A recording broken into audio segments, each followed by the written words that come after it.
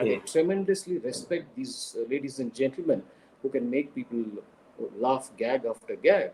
But my intent was, because I'm basically a very serious person and I talk about topics on influencing, negotiation, how do I manage to keep the audience interesting?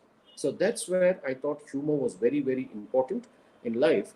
And that's perhaps why this is shaped. Okay, coming to the business part of it, although I was a civil engineer, I got into some business where I bought and sold some industrial goods, but it was a disaster. It became a non-profit venture, although it was not supposed to be one when I started. You can understand the impact that I created.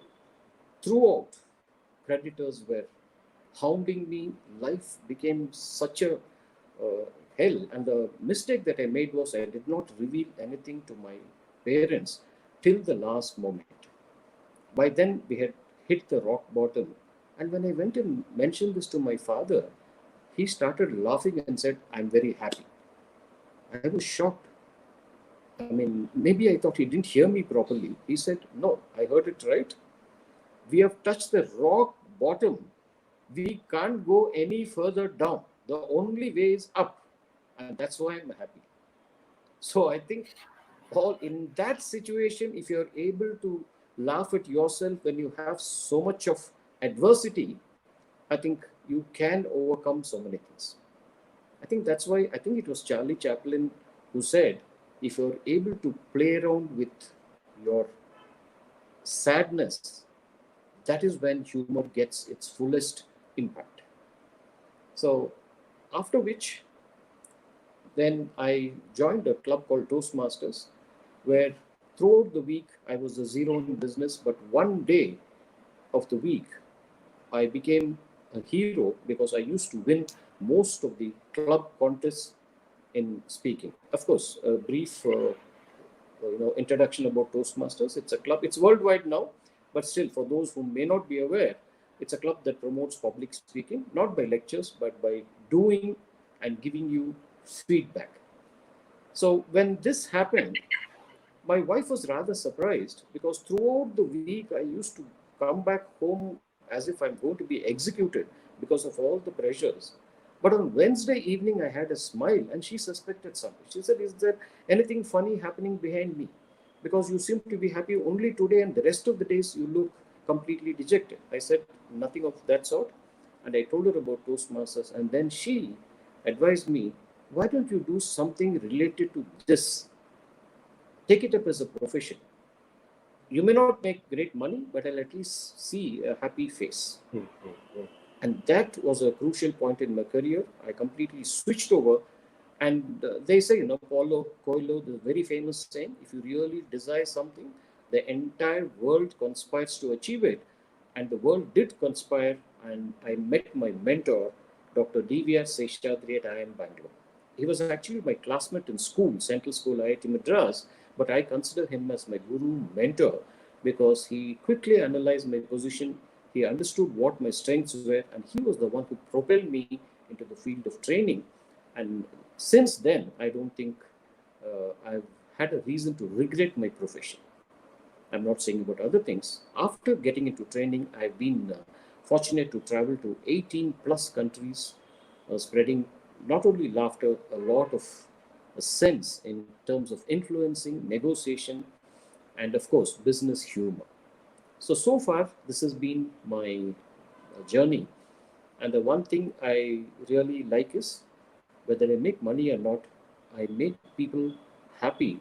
And there are many people who come and tell me, "You gave me confidence." Now, that is a shock for me. For someone who was considered a total failure, I'm actually enabling people to look at life in a different perspective. And I think I'm really blessed that I've come this far. Does that answer your question, Bharat? Yes. This path, one which you actually opened up now, Yeah. definitely you would have seen certain hurdles which you Yeah. mentioned. What are the learnings from that, sir? Yeah. Any specific learnings, key points which you'd like to share? In the sense regarding life in general or the Life path in that. general, life Yeah. in general, personal or professional, and there would Yeah. have been certain hurdles. You mentioned few, but the lessons learned from it, what you'd like to share to the viewers, sir? Any Yeah, particular lessons tips? learned. Mm, Exactly. mm, I'll come to that. Good. mm, Now, when I started training, because of my verbal skills, I mm, started focusing on simply enthralling the audience. My idea was just to make sure that the audience has a great time. So, a lot of humor, lot of verbal dazzle, and everything. mm, I forgot the lesson my friend in college taught me. Like I mm, told you, I was in MIT Manipal. mm, There was a huge debate mm, of stalwarts. Manipal had some wonderful speakers from Syndicate Bank who were all general managers and top shots. mm. And because in my first year I had proved to be a good speaker, I was pitted in the team to speak on behalf of JP movement. Mm, You know JP, right? Jay Prakash Narayan, who was a mm, social reformer those days. mm, mm, And what was my aim? Simply go and zap the audience. mm, So I pulled out the choicest words from the dictionary and managed to weave what I thought was a fabulous story. The audience agreed with me mm. and they gave me the thunderous applause. No other speaker got such an applause. So Wow. as I triumphantly came down the days, Dhirendra Kumar Singh from Bihar, my classmate in civil engineering, taught me my first lesson. He said, "यार चंदिल क्या बात किया boss लेकिन एक बात भी समझ में नहीं आई." What a wonderful speech you gave, but I did not understand even one word. Now, that was like a tight slap, or even that slap wouldn't have hurt me so much because I realized I have simply gone and vomited and have not adequately understood the audience connect. So that's why, if you look at my portfolio, one of my most successful programs has been communicate to connect. Are you communicating to connect or are you communicating to impress? Okay. So once again, I learned the second lesson when I started my training. Because of communication skills, I used to accept any assignment that the uh, organizers used to tell me. Stress management, listening, this, that. I just used to pick up a book, read, and go and do it. Then I requested my mentor, DVR Seshadri. By then, I started taking some classes in IIM Bangalore. So I requested him to sit in one session and give me some critical feedback.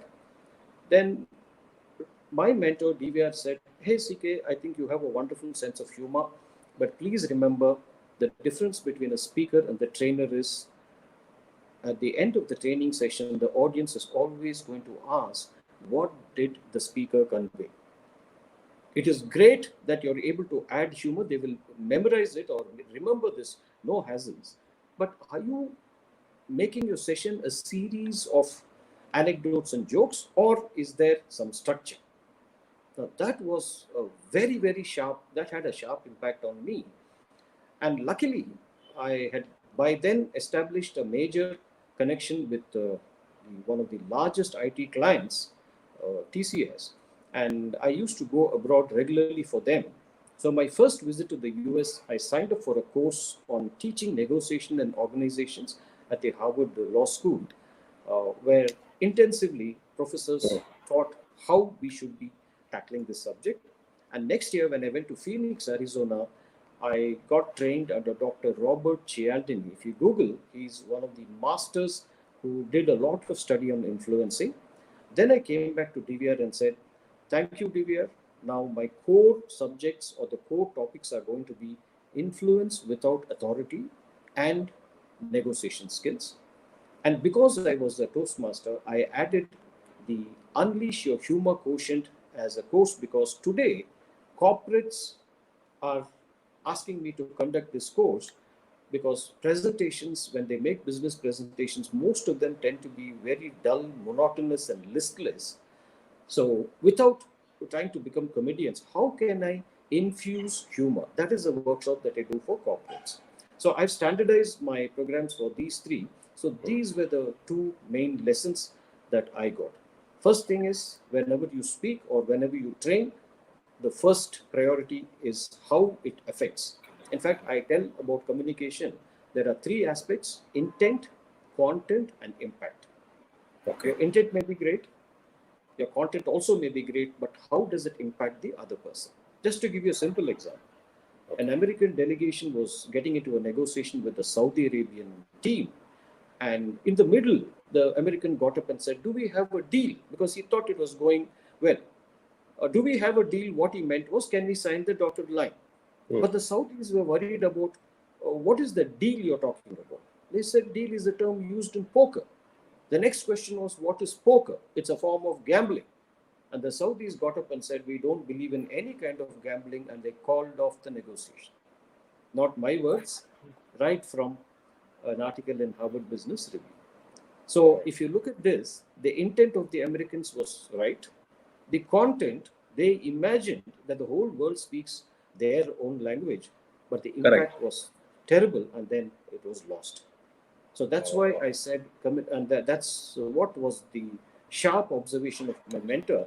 Then I designed my course so that it always helps them. So if you look at my communication courses, 40% or 50% of the time, it is the participants who talk, and I try to gauge what they want, and then accordingly, I give them the courses. Okay. Thank you, sir. Now we'll go to the next segment. Yeah. In this COVID scenario, there's an overdose of news about corona and coronavirus and COVID. Yeah. We'll discuss on this importance of sense of humor at this stage, and how it is important to life, especially at this stage. First, we'll start with why. What is sense of humor, and when we say humor, what are the types in it, or since you're from this Sure. field, and you can elaborate on that, sir. Okay. I was allergic to see that name COVID-19 because that itself has been overused, reused, and abused today. Anybody you talk about, especially webinars, Yeah. everybody talks about this, and I think audience must be really reaching the fatigue of COVID. But you rightly said we live in very unusual times. For the first time, perhaps our history, that such a thing has happened. So what is the basis for me to talk about a sense of humor? That is, it has been psychologically researched and proved that the brain doesn't pay attention to boring things. Let it be any subjects. And a person without humor is like a wagon without springs.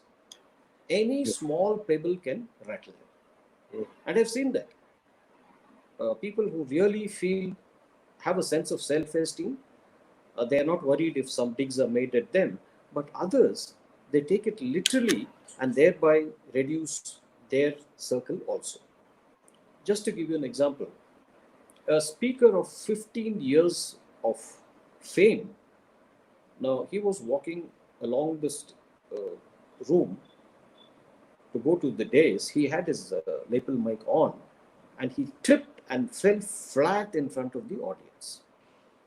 Now, from that position, he said, "I am now ready to take questions from the floor." And the entire audience changed, and they started smiling, laughing, applauding. In the meanwhile, he quickly got up and dusted himself and went to the dais. Nobody was able to see the difference simply because of the way he took that situation. Okay. Lesser speakers would have fumbled, they would have started apologizing, and they wouldn't have known what to do. They would have lost their composure.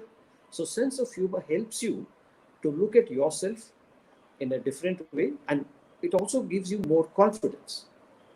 Now, there are two resources I'd like to recommend to anybody who doubts my version. One is a book called The Levity Effect, which talks about levity, is a sense of lightness. Why a sense of humor is important in a tough, competitive world, especially in these stressful times like COVID-19, where we are not able to express our disappointment, disgust, and perhaps our apprehensions. And really, I would like to salute all these meme creators who are making a life extremely enjoyable in spite of living in such difficult situations. I'm sure all of you will agree, right? Yes. So that sense of humor, if you're able to inculcate, what are the different types of humor, you ask me? The first and foremost is self-deprecating humor. What is self-deprecating humor? You're ready to take some pot shots at yourself. That is the safest form of humor because you're not annoying anybody else. And I say this with some confidence. I've repeated this many times, but I think it's worth telling our viewers. 10 years back, I was admitted into the Apollo hospitals in Bangalore for a triple bypass, heart bypass surgery. I was on the stretcher about to be wheeled into the operation theatre. And last minute, Asim Prohit, a very good friend of mine and a president of my Toastmasters club, then walked in and said, "Hey, CK, don't worry, everything is going to be all right. Can you tell us a joke?" At that moment, I said, "Asim, the doctors told me that I've got 3 blocks in my heart, 98%, 99%, and 100%. Not a single subject in school or college have I got these marks." Now, not only he laughed, the attendant also laughed and said, "Sir, how is it possible that a patient like you is able to crack jokes at yourself?" I said, "Do I have a choice?" Now, and everything is going to be taken care by the no. surgeons who are well qualified, and I can't do anything. And the more I worry, I think it increases your stress levels. So I said, I'm just blessed that I have this sense. So if you're able to take a slight dig at yourself, that is one of the greatest strengths, especially in these adversarial times. Okay. Right? Number one. The second is, I want to distinguish between wit and humor. Wit is you crack a joke with the intent of insulting the other person, and relationship is lost. My favorite example again goes back to Manipal. I went to a very beautiful looking girl and said, "Hey, I think we've met somewhere before." She said, "Yeah, that's why I don't go there anymore." Chuju. It was, but I survived that. Please remember, I survived Okay. that. Yeah. Okay. And then, what do you mean by humor that nurtures? Okay, wit punctures and humor nurtures. My favorite example is my own again. I was conducting a session in a 5-star property in Bangalore, and just behind the hall, we had all these refreshments kept. I announced a coffee break, and even as they had their coffee and were about to sit, a coffee kettle caught fire. A minor mishap, nothing serious, but you could see the fire coming, and immediately they came and put out, no harm done. But I faced a challenging task because I had to retain their attention. Just imagine, just behind you something happened, and these guys are nervously looking here and there. How do I get them to pay attention to me? So I said, "Friends, in my 20 years of public speaking experience, Setting I the have stage. ignited human minds, but this is the first time I've ignited an object." So, needless to add, there was an applause and laughter, and the good thing is it diverted the attention. Attention back to So, one of the important tasks that the humor does is it reframes the situation if done properly. Okay. So that is, so in this case, what happened? It was also self-deprecating humor, but it further nurtured the relationship. And so that is difference between wit and humor. You need to be very careful about these two. The third is inappropriate humor. Just because I get a couple of laughs, it may not be okay to keep cracking jokes on the opposite sex. Tasteless. I don't mean that they don't enjoy harmless barb about husband-wife relationship or boy-girl relation. That is perfectly okay. But when we tend to overdo this, I think the audience gets into a sense of fatigue. And today, let me tell you, women are the first person to get up and walk out if you try to act, very smart and crack some smart aleck jokes about women. So, and then the one more thing is humor. Should always be surprise when you add a joke. So in business presentations, I made the mistake once. I went to a club and said, "Guys, I'm going to tell you a joke." Now one guy got up and said, "CK, you tell us what you want to. We will decide whether it is a joke or not." So I think if you and this is the benefit of telling a joke with a poker face. Okay. What happens? You don't expect this to be, but if people laugh, it's a jackpot. Okay. But otherwise, you can continue as if nothing happened. Okay. But in business presentations, the humor, that one technique that I emphasize is PHP, which is point, humor, point. What happens in business presentations is you're always trying to make a point about sales or anything for that matter. So I say, make your point, add one line or a joke or an anecdote amplifying that point, and again restate the point. My favorite example, once again, is in presentation skills, we talk a lot about audience analysis. In fact, I used this 15 years ago. That's why I'm compelled to repeat this. I said that audience analysis is sacrosanct in presentation skills. Preparing for a presentation without the audience in mind is like you writing a love letter to whomsoever it may concern. And then I say audience analysis is important. So 15 years later, I still get mails from my participants to say they remember this simply because you use this very effectively. I can use an image, I can use an anecdote, but the point, humor point is, why does it sound very credible? Because the speaker or the trainer is not trying to simply crack a joke, but he's making us realize a lesson. And by using humor, he makes the message much more memorable. So that's why I thought these are some of the things that we can. Of course, there are other types of humor like sarcasm, parody, slapstick. Now, slapstick is something that I'm not comfortable with. You know, excessive use of body language, mimicry. There are some people who do it very well. But in my field, that doesn't work because you will be mistaken as a clown. So there is a very thin line between humor and the parody. So you end up making a fool of yourself. So there has to be a judicious mix of this. And that's why at times I may be very dull. It's okay. But as long as I'm making the point, if I'm able to get a smile from the audience, I feel that is my eureka moment. Just 3 weeks ago, I'm sure because we are talking about COVID-19, we will relate to this. I'm a member of a Toastmasters club. We have a young, fine gentleman called Pramod K, who came and started the meeting like this. Ladies and gentlemen, please put your sanitized hands together to welcome our president. Was it a great joke? No. Sanitized hands. Okay. It was not a great joke. It was not something that will bring the roof down. But the very appropriate reference we were reminded about, because day in and day out we've been told to wash our hands, right? Correct. That created a smile, and we still remember this as a very nice beginning to some meeting. So simple things like this. You don't have to really go searching for joke books or WhatsApp forwards or something. You can create your own experiences, and that's what will make the message much more.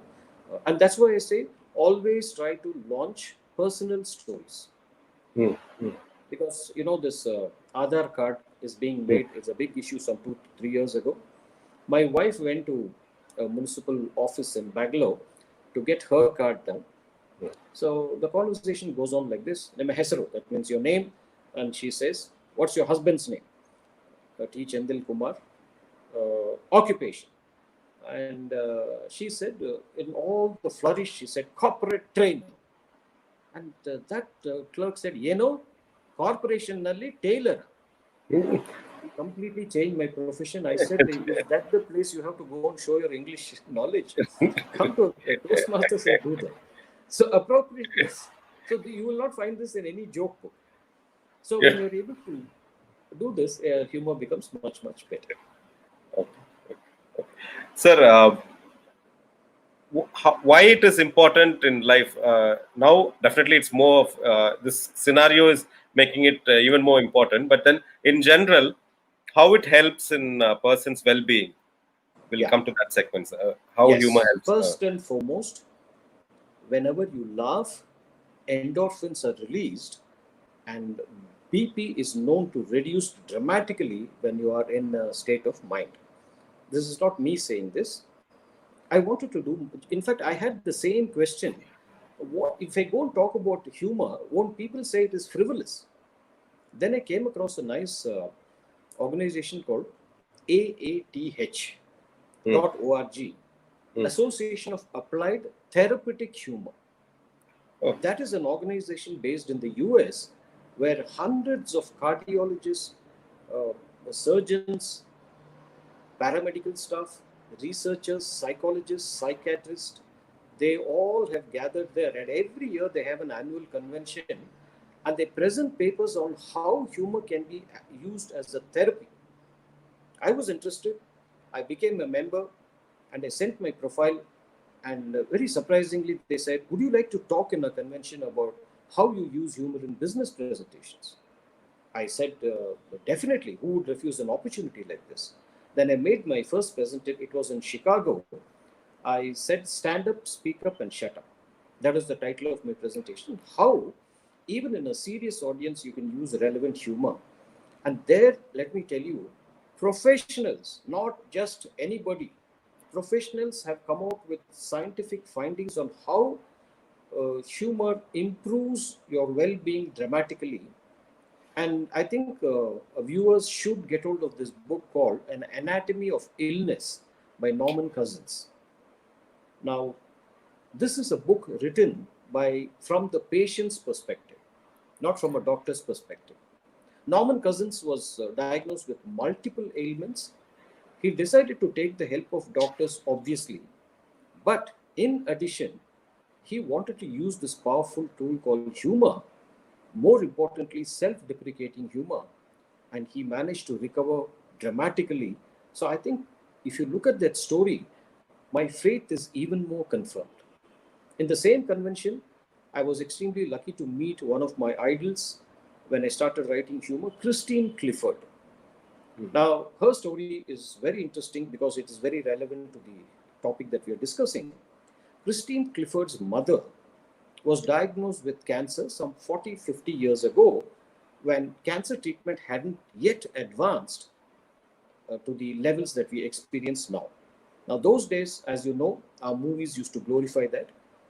Everybody used to think that is the end of the chapter, and mentally, Christine Clifford's mother had prepared for her death, and she passed away 6 months before the date given by the doctors, obviously because of depression. And 30 years later, Christine Clifford was also affected with the same cancer. Okay. Now she decided, I'm not going to take it lying down like my mother. And she started using humor. And today she's one of the highest paid speakers on humor, how to treat cancer with humor. And one of the examples is from her own life. At a party, someone offered her a cigarette. She said, no thanks, I already have cancer. I mean, to be able to laugh at your own life, I mean, illness is not a joke. And she taught me that value of self-deprecating humor. And she also says, laughter is the only tranquilizer which doesn't have any side effects. So you see a lot of research going on in many hospitals. In fact, even some of the Indian hospitals have fun clinics to make sure that the patients are in a high mood, in spite to alleviate the pain that they're going through in an otherwise very routine and tedious medical practice. Okay. So, when it comes to this field, are there any inspirations you take from, I mean, books or anybody who Oh you yes, just I mentioned think I about should have. Clifford? Yeah, I should have mentioned Please this share much on that. before. I think as I started reading, I became a fan of P.G. Wodehouse. Now, Okay. his books are legendary for the usage of humor, Okay. wordplay, and if you love the language and impossible, incorrigible situations that he creates. Even, what is my surprise is after 100 years, his writing is still valid. And if you have a discerning sense of humor, you must start reading P.G. Wodehouse. The second was I got exposed to Asterix comics at a pretty early age. And one thing happened was my sister also got into the habit, and we really enjoyed. See, Asterix comics is not just something to laugh at. It talks about life and the situations that we face in life, the typical underdog, and how they use humor to against oppressive rulers. It can be the oppressive situation can be ruler or the COVID-19 situation where we are scared even to go out. So here, this can be used very well. These are two resources I would unhesitatingly recommend. And obviously, as you mentioned in your introductory note, watch a lot of stand-up comedians who are making the field more and more spicy. And I think what you said is something that we unconsciously follow at our home also. Mm. Before going to sleep, each Mm. one of us watches at least some bit of comedy that we like, and it creates a sense of exhilaration, removes all the backlog or the stress that you have, and I think it does a world of difference to your health. Because I practice it as well here at house Very as true. well. We see a little bit of at least for half an hour or 20 minutes before going to Yes. sleep, and that helps a lot. And So you that's say yeah. there is so much of stress in this world, right? Yes. There's an IT couple working in the same office. As soon as they walked into the project, the project manager asked both of the husband and wife, "What did you have for breakfast?" They said, "Oh, the usual argument." So life has become so stressful. So I think what you say is very, very important. Yeah. Uh, and also one more thing, sir, like of course, frontliners from medical field, uh, paramedical field, uh, police, and then humanitarian workers. Most of the time, we are given training to help people who are in distress. But then sometimes I also feel some part of the training is required for people on this side as well, because there's burnout which happens after say a month or month and a half. Sure. If there's any courses on this, especially doctors, nurses, and frontliners, all departments, and also Yeah. humanitarian workers, that would be useful, because we had one person, like I was deployed in Kerala for a year, where we had one particular in Idiki. One organization organized this. They arranged a small session just to help us get relieved. And initially, we didn't understand like the relevance of that, because we were even thinking why in this schedule we are having this particular topic, which is the odd one. But that was the Yes. most received and most accepted and the most enjoyable 30 minutes of the entire day. We had that. Exactly. So that was one of the reasons, like, yeah, I was thinking like we should bring that. And what could be the basic techniques one could adapt to keep themselves stress free, sir? Humor is one, but then like other areas which could help them stay stress free. Uh, I think there are many experts who talk about meditation, right? So, Yes. especially when you're bombarded with the too many forces, Hmm. while humor relieves you from all this, I think maintaining that internal calm is very, very important.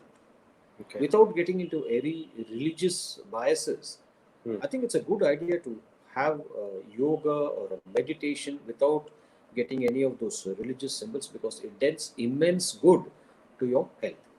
Now, especially people, I mean, experts suggest at least a 15-minute break in your busy schedule to just go and think about nothing. That's what I think meditation teaches you. I think I haven't really attempted this because of my travel, but I feel the first lesson they teach you is thoughts will come, thoughts will go, allow Okay. that to go, don't resist, and slowly you will get into the position where mind gets cleared out. Hmm. Please remember, the mind is a rogue elephant. So you need some real skills of a mahout in the case in the form of yoga, meditation, or being peace with with yourself. I think when this is done, I think life becomes infinitely more enjoyable. Okay. Isn't it a surprise that 1,000 people will compliment you on what you did, but your mind keeps worrying about that one person One. who made some remark about your speech? So that's why we keep running after. In fact, we invite stress. True. Although I think the Christians have a wonderful prayer, Hari. Ah. One of my tuition teachers in Kannur had this on her door: count your blessings. And if we are able to do that, I think a lot of these things will Well, vanish. You okay. start comparing your relatives, your friends, and that only increases your tension. And the problem with comparison is my neighbor buys an Indica car or rather any one of those medium cars, and I immediately go and buy one. And now he's graduated to a Toyota Corolla. So my aim also will go, and my stress levels also will go.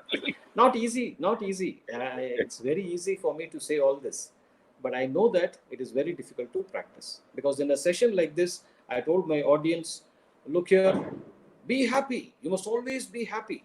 Then one guy got up and said, CK, it's very easy for you to come and take all this, be happy, be happy. Come and get married to my wife, then you'll know, he said. I said, I was not prepared for the challenge anyway.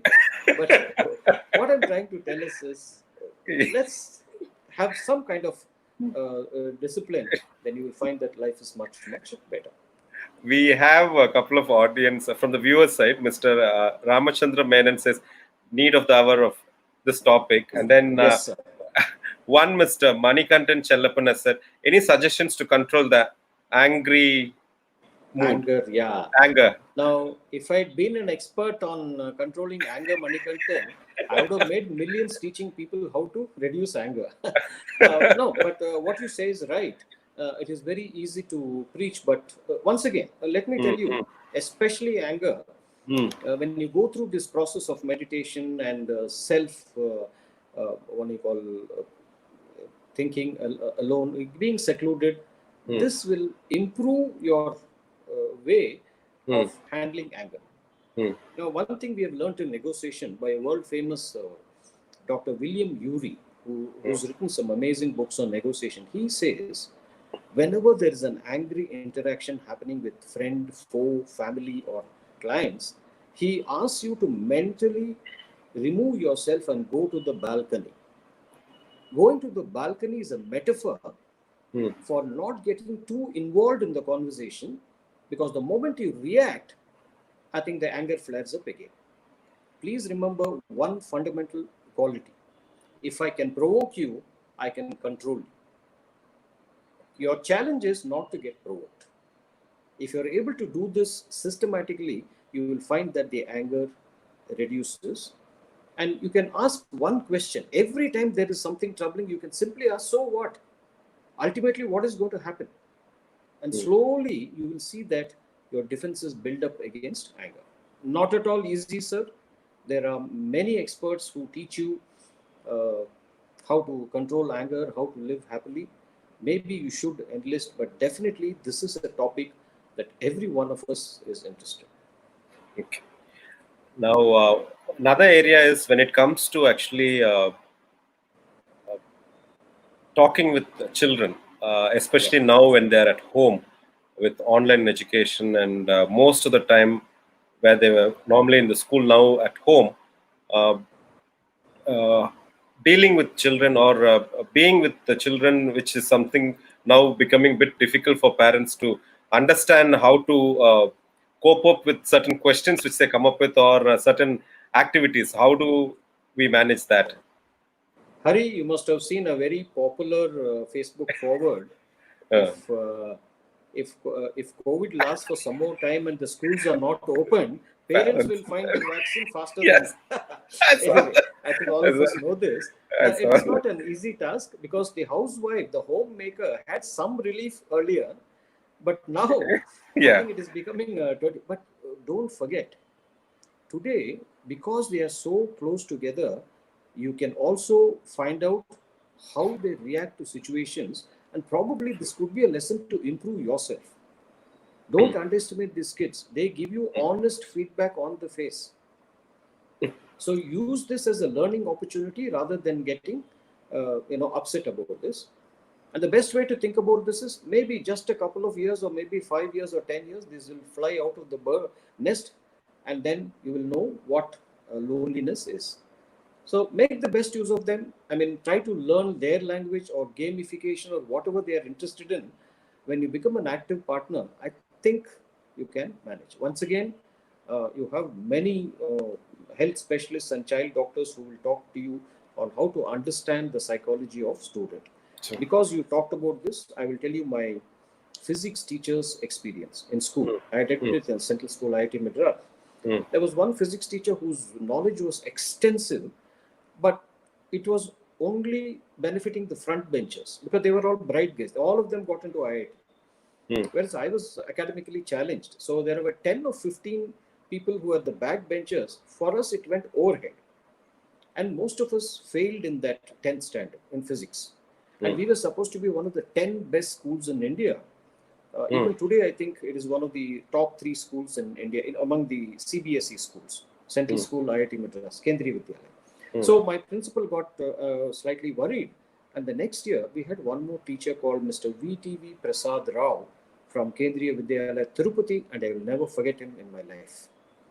He started physics in such a user-friendly manner. We actually got so interested in the subject that we went and requested him for special classes on Saturdays and Sundays instead of the teacher asking us. So finally, at the school farewell, we all went and asked him, sir, how is it that you're able to make this complicated subjects so simple? And he gave us a classic reply. Dear friends, if I have to teach physics to Ramu, I should know physics, I should know Ramu also. I think that was the classic example. So please try to know your children, understand your children, and you'll be surprised what kind of talents they have. It requires some kind of ego bashing from us, and also look at them with open minds. You've been in this field for many years. Any interesting incidents which you would like to share? A couple of incidents where when you said, like, no, you were expecting something and something else happened, or you actually thought this would click, and then where the things which you didn't prepare or which you didn't expect clicked, or any remembering? I mean, like, you can remember some couple of incidents which actually created an impact. I mean, once again, regarding my training or anything. Anything in life also you can share, but mainly in training as well also you can share, sir.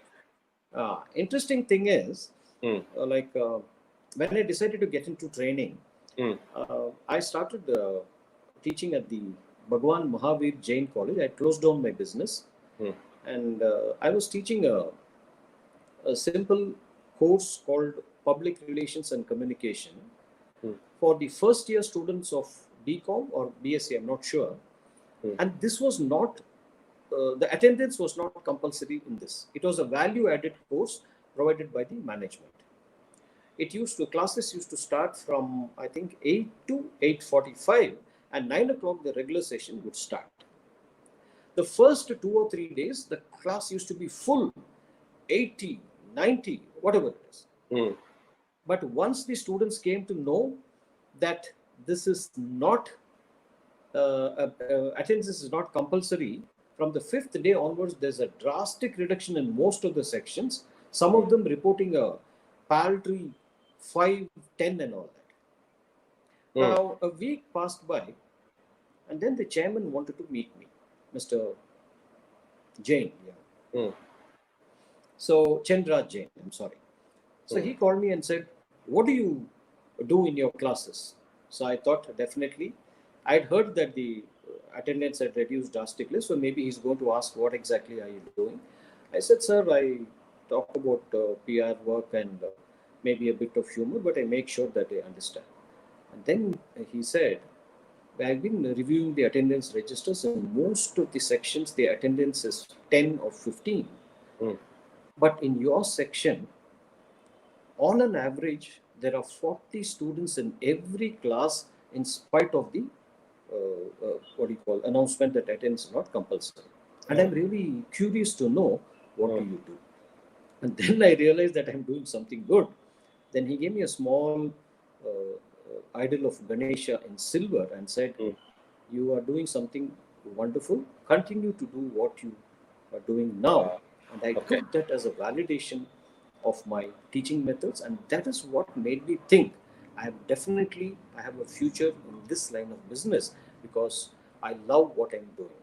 I'm sure all of you must have heard, if you really enjoy or love what you do, you don't have to work for the rest of your life. And I don't think I'm working at all now, because I'm doing something which is close to my heart. Thank you, sir. Mr. Ramachandran has asked, sir, can you suggest a quick exercise for sales professionals who constantly get no from the prospects? Gets no from prospects, yeah. Rather than exercise, I would recommend that, because I don't think this can be compressed in such a humor-related tool. Short Basic time. Try to read books of Zig Ziglar, sir. Zig Ziglar is one of the foremost authorities on sales. And till today, although there are many other books which have come and on the subject, his book is still considered as the Bible. Or visit his website. He's given you some lot of tips, techniques of how to close the deal, and also how to manage resistance. Now, because you asked this, I normally tell the story about insurance professionals. I don't know which profession you are in, but you agree with me that insurance salesmen are one of the most persuasive lot. They won't leave you so easily. Now, I remember an insurance sales professional going to a friend who was a senior manager. I think he's made 15 to 18 visits. Wow. But he kept on telling next time, next time. Finally, just to get rid of him, my friend told him, okay, come and meet me after 15 years. I was there in the room and I was wondering, what's he saying? Of course, the intent was, don't come, show your face again. But this guy did not get upset.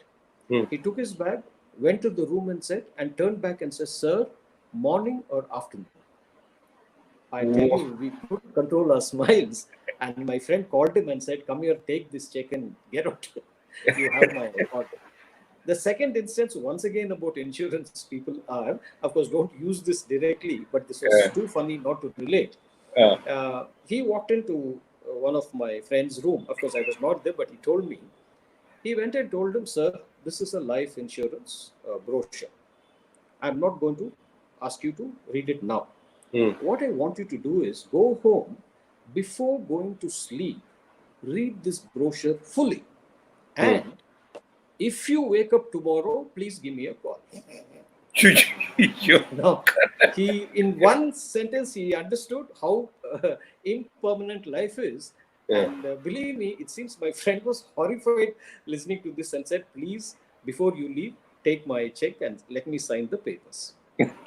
So these are some techniques. If you want to really learn about how to get a deal done, catch some experienced insurance professionals. They'll give you wonderful tips, because I've never found anybody more persuasive than these ladies and gentlemen. I hope that answers your question, Mr. Menon. Yes, sir. Thank you. So, if you get a chance to meet yourself at the age of 20, what would you tell yourself? What would you tell that person, your 20 years version? I'll say continue, try to extend this period as long as possible, because those are magical days, right? Because you have the best of health, you have the, the urge to travel, and I mean, you are not responsible for anything strictly because your parents are taking care of everything. And there, it's all adventurous journey. Perhaps I would have wished that we have some kind of maturity that comes with age. But as one of my famous trainer friends says, there is only assumption in foresight. Wisdom comes only in hindsight. So don't bother. Seize the day. Live the day as it is, because you never know when COVID is going to knock you off.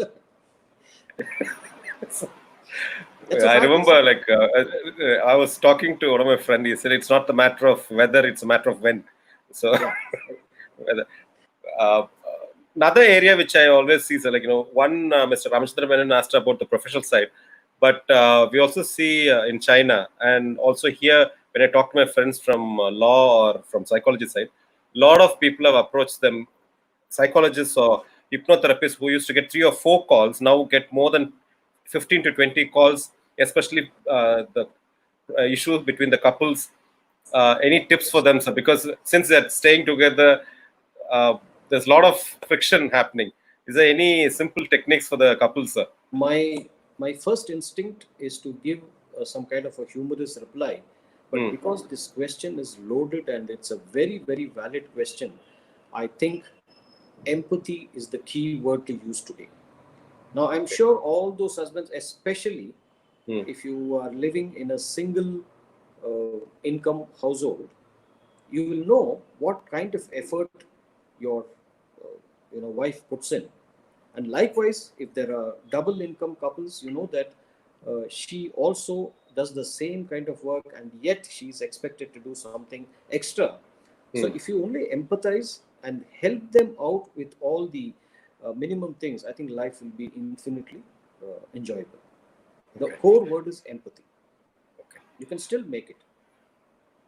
And Because in terms of humor, sir, in terms of humor, is there any areas which they can? Because one which I suggested more, where my friends who are from the law sector, I was asking them to actually, of course, now they both can't go out on a vacation or things like that, but at least they can watch their favorite film, or yeah, spend some time which is more lighter, not again a dark side of a heavy subject movie, but something lighter. exactly. But Yeah. anything other than that which they can adapt to, sir? I think having some genuine conversations, Hmm. complimenting them for something what they did.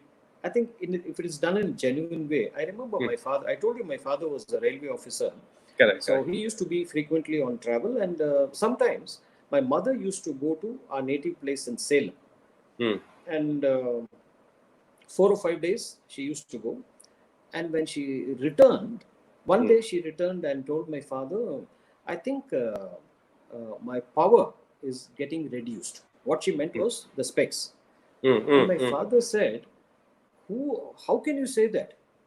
Now, for the fast, we have a lot of, we get, because we were living in a huge bungalow on Pilkington Road, we used to get at least 2 or 3 servants, 2 gardeners, watchmen, everybody. And he said, for the past 4 days, this house has been, because my father used to push off early in the morning. Hmm. And just yesterday, when news came that you're coming to next day morning, the whole house became alert like an army, and the whole place is spick and span. The gardener is active, the watchman is active, and the peons are also active. Who says you've lost power? Your power is increasing day by day. And it was a nice kind of a compliment, which my mother also enjoyed. And these are things that retain that affection for the couple. And not by only thinking about yourself, but also think about their concerns and their life. So, any advice to the especially youth who, because of probably like the lifestyle modification, or because what is generally seen as like the patience level is reduced drastically nowadays, and especially with this COVID, it's even more like I personally know some of my friends who are really known to be really calm and composed. Like now they flip uh, for reasons which they wouldn't normally in the past. Uh, any tips for us to remain patient apart from meditation, sir? Okay. I'm slightly scared of giving advice because, Yes. especially to the youth, because Hmm. some 400, 500 years ago, Socrates also said the same thing. Youth of today don't have patience and all that. I think we are vastly underestimating them. Okay. They have their fixed ideas on their shoulders. They Okay. know what to do. Okay. Perhaps, Okay. like when you said they're getting overstressed or something, the Hmm. right kind of counselors will help. Hmm. Otherwise, I don't think you need to disturb their attitude because they come Okay. enriched with ideas, bubbling with enthusiasm. Okay. So I really don't. In fact, I learn from them. So Okay. I don't want to hazard advice and all that. Okay. But like you said, if they're not able to cope with certain situations, the Hmm. right persons to give them advice would be professional counselors Hmm. or mentors whom they know and who knows the history of these youngsters. I'm not trying to avoid your question, No, no, I but understood. I understood, sir. So we have come to the last stage. Would you like to share any areas? I mean, like which you have left out to the viewers, sir? I think you made it very fairly comprehensive. So I'd like to say that smile, because that is the second best thing you can do with your lips. Don't ask me for the best thing you can do with your lips. Then you'll get naughty, and I will become naughty also. So smile, Okay. keep Uh, smiling, and spread the smile. So I think we can overcome any challenge. we have a comment from one of the viewers, Fahira Reshman. A good, heartful Okay. laugh is all we need. Anytime. Thank you, sir. Thank you so much, Fahira. Thank you. Thank you so much, sir. It's been almost 1 hour now, and I didn't realize the time ticking. I was like almost 60 Thank you. minutes went by, and lot of areas were covered, but I do understand you have excellent courses coming up. So people who are interested can definitely contact you. Your number is Sure. mentioned scroll. And next time we'll definitely have a longer session, sir. Thank you so much. Sure. Thank you so much, Hari. Thank you. Wish you all the best, all the viewers. Yeah. Thank you, sir. Today we had an interesting session with Mr. Chendil Kumar. 1 hour is not enough actually to contain all the areas which he could cover. But I tried as much as I could with the questions we were getting from the audience as well. Next episode, we'll meet with another interesting personality. Thank you.